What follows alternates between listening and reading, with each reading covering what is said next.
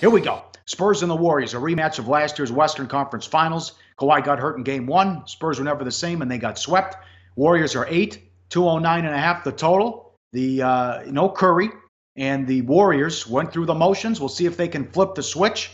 They were double-digit favorites in both home games against the Spurs, so it's interesting they're only 8 even with Curry out. Lost by 40 against Utah. Had that horrible loss at Indiana where Kerr said there was zero effort. But I'm very concerned about the Spurs on the road.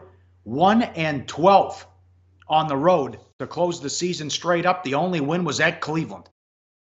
Yeah, I mean, to be honest, there's a lot not to like about both of these teams right now. Let me start with this. I don't like any of the quotes coming out of Golden State.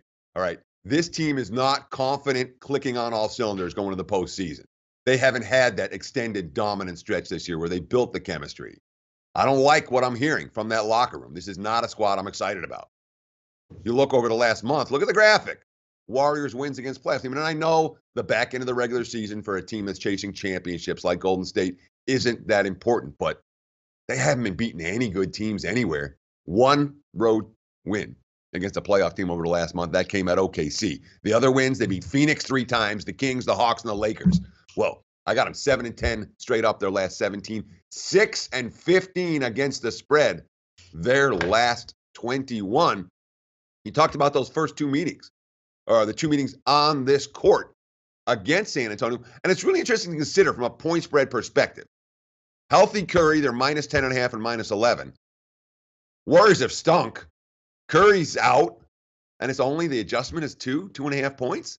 It seems like maybe there should be a bigger adjustment, but it's not like San Antonio has been playing great basketball. And when you look at the Warriors' defensive stats, Pauly, they're not pretty. They really aren't.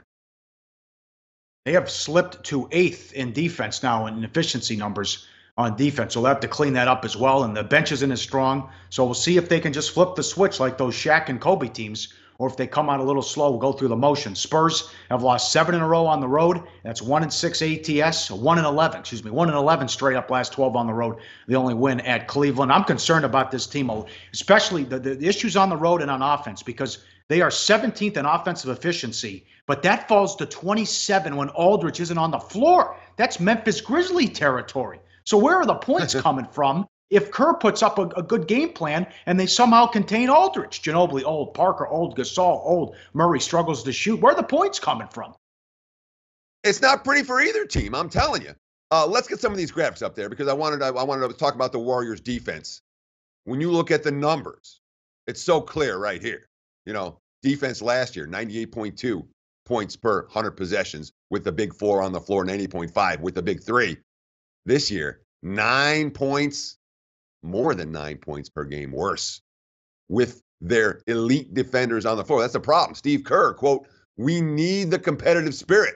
You see that picture? They need some fighting, man. We need the juice. We need the joy, and we haven't had much of that.